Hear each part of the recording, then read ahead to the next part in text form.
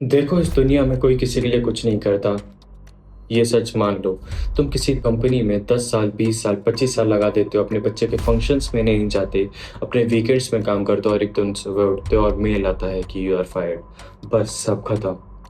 क्या वो कंपनी सोचती है, अरे इसको निकालेंगे तो ये कहाँ जाएगा, इसकी ईएमआईज़ कैसे चलेंगी? नहीं, वो नहीं सोचती। और आज मैं तुमसे वही बात करने वाला हूँ जो सबसे ज़्यादा ज़रूरी है, एक असली रियलिटी। अगर आप ध्यान दोगे पिछले 12 महीनों में Oracle, Intel, Microsoft, Atlassian, Salesforce इन सब ने हज़ारों लोगों को निकाला है। ओरेकल ने 3000 लोगों को निकाला, जिनमें से 1200 लोग के करीबन भारतीय थे, जिनकी एवरेज उम्र 45 से 50 साल के बीच में थी। ये कोई फालतू लोग नहीं थे, ये वही थे जिन्होंने सिस्टम खड़ा किया। और सबसे बड़ी बात, ओरेकल पिछले साल प्रॉफिटेबल थी, उनका शेयर मार्केट ऊपर है, फिर भी उन्होंने कहा चलो कॉस्ट कटिंग करते हैं और लोगों को हटाते हैं। जो पैसा बचता है उससे डेटा सेंटर्स और एआई में इन्वेस्ट करते हैं। उन्होंने सिर्फ फ्रंट एंड या बैक एंड वालों को नहीं निकाला दोस्तों, उन्होंने एआई इंजीनियर्स, टीम लीडर सबको निकाला। तो अगर तुम्हारी ड्रीम कंपनी खुद अपने सपनों को बनाने वालों को निकाल सकती है तो तुम कितने सुरक्षित हो? मैं तुम्हें डरा नहीं रहा हूँ, मैं तुम्हें तैयार कर रहा हूँ। मैं खुद 3 से 4 साल से जॉब कर रहा हूँ, अच्छी कंपनी में हूँ, पर मैं खुला कहता हूँ मैं यहाँ ना तब तक हूँ जब तक कंपनी को मेरी ज़रूरत है। कल मेरे साथ भी कुछ भी हो सकता है और ये ठीक भी है। सवाल ये है कि फिर बचोगे कैसे? सबसे ज़्यादा ज़रूरी है कि रेड फ्लैग्स को टाइम से पहचान लेना। काम कम हो गया, टीम में लोग कम हैं या फिर बोर हो रहे हो, रेड फ्लैग है। 2 महीने पहले से कहीं ना कहीं लीक हो रहा है कि ले-ऑफ्स होंगे, रेड फ्लैग। सबसे ज़रूरी सवाल, क्या करना है? इंटरव्यूज देते रहो तब भी जब जॉब में हो। ये गद्दारी नहीं है, ये समझदारी है, क्योंकि कंपनी तुम्हारी गद्दारी नहीं अपना प्रॉफिट देखेगी। और दोस्तों ये सच भी सुन लो, 40 के बाद तुम 22 साल की उम्र की तरह कोड नहीं कर सको।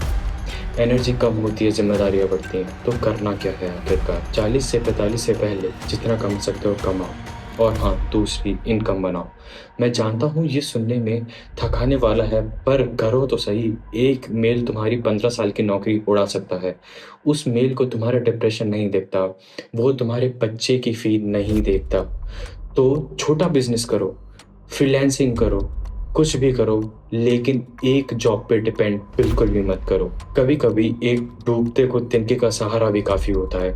और अगर तुम कॉलेज स्टूडेंट हो तो ये सब देखकर सोच रहे हो कि भाई ये सब ले लेगा तो हम क्या करें, घबराओ मत। कंपनियां अब भी हायर कर रही हैं, बस वो आराम से बैठने वालों को नहीं कर रही। गेम बदल गया है, तुम डीएसए और सिस्टम डिज़ाइन सिर्फ जॉब पाने के लिए नहीं कर रहे, तुम इसलिए पढ़ रहे हो कि जब जहाज डूबने लगे तो तुम दूसरी कश्ती में चढ़ सको। और जिसकी अभी नौकरी गई, 2 महीने की टेंशन सही है, पर तुमने 15 साल कमाया है। अपना इमरजेंसी फंड लगाओ, सांस लो, फिर से कोशिश करो। देखो, मैं कंटेंट बनाता हूँ, मेरी जिम्मेदारी डराना नहीं है, असली बात बताना है। कंपनीज देखेंगी क्या प्रॉफिटेबल है, तुम देखो तुम्हारे लिए क्या सस्टेनेबल है। शोर से दूर रहो, हर 4 महीने में खुद को जज करो, और याद रखना तुम्हारी पहचान तुम्हारे ऑफर लेटर में नहीं है। जो तुम्हारे काबू में है वो है तुम्हारा माइंडसेट, तुम्हारी स्किल्स, तुम्हारी दूसरी इनकम, उसे मजबूत करो। जो काबू में नहीं है उसकी चिंता मत करो, सब अच्छा होगा। खुद पर भरोसा रखो और अपनी राय कमेंट में ज़रूर बताना। तब तक के लिए मिलते हैं दूसरे वीडियोस में। Take care, bye bye, Radhe Radhe.